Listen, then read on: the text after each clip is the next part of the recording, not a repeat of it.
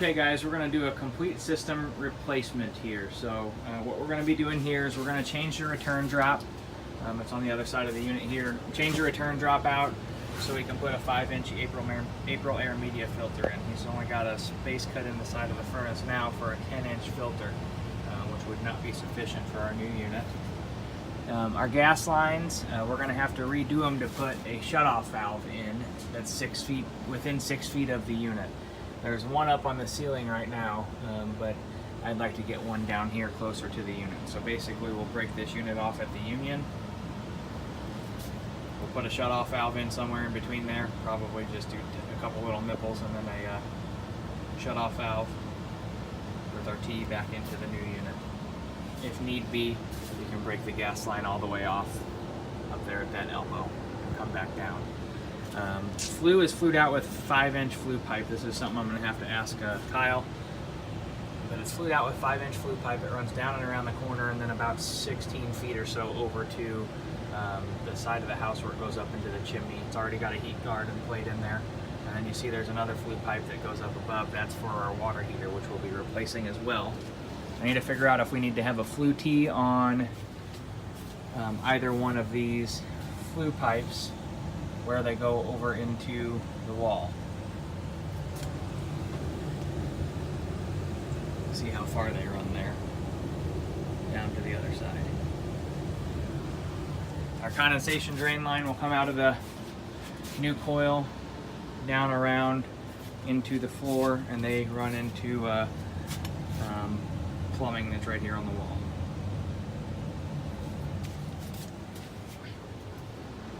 Our refrigerant lines are to code, so we'll be able to reuse the existing refrigerant lines. Most likely going to have to put in a flue liner for the chimney. One thing I want to do with the ductwork that's on this system is this big 8-inch round that goes directly through the wall. I want to get rid of that and size that down to a 6-inch boot and collar. And then we're going to take our 6-inch duct off that boot and collar and run it over to the ductwork here, kind of above where that refrigerator is, right in this area is where we're going to bring that new duct in. That duct is robbing so much air off of this system. He's got ducts upstairs that aren't even getting any air.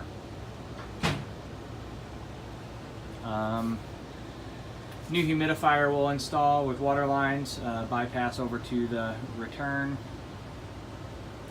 For our water heater, we're going to have to install a thermal expansion tank on the water heater. We'll put a new shutoff valve and everything back down into the new water heater with our dielectrics and everything we needed to bring that up to code. This is going to need a shutoff valve on it somewhere. There's no shutoff valve whatsoever for the water heater. So we'll put a shutoff valve down here somewhere in that black iron.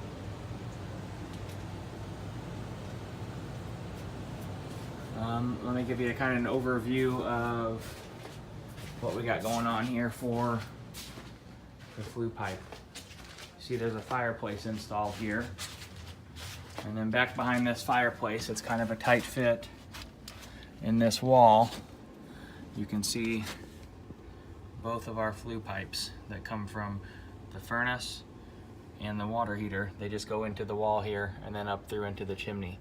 So there's going to have to be a flue liner installed in this, and I'm not quite sure. There's no flue tee. These just run directly down the line there to the other side. Now there has been a flue liner dropped in for his chimney.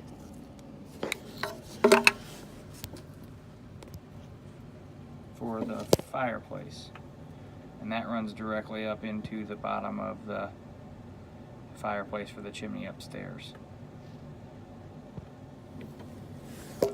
So we will have to drop a flue liner in. I'm not sure about how the flue tee works, if we're going to have to put a flue tee in for this system, depending on what code requires. That should be everything down here. Next video will be the breaker panel.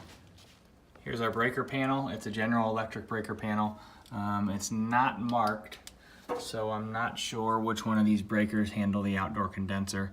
It's either one of the 30s or that 140 there. They handle the outdoor condenser. Here's our outdoor condenser.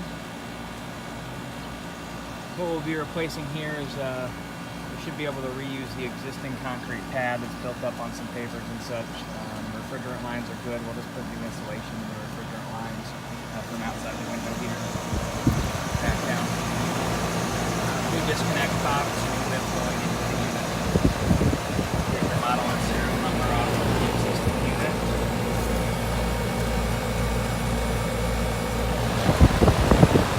Walk around here to the other side so you can get a little bit of an overview. You can see the unit sitting on the ground.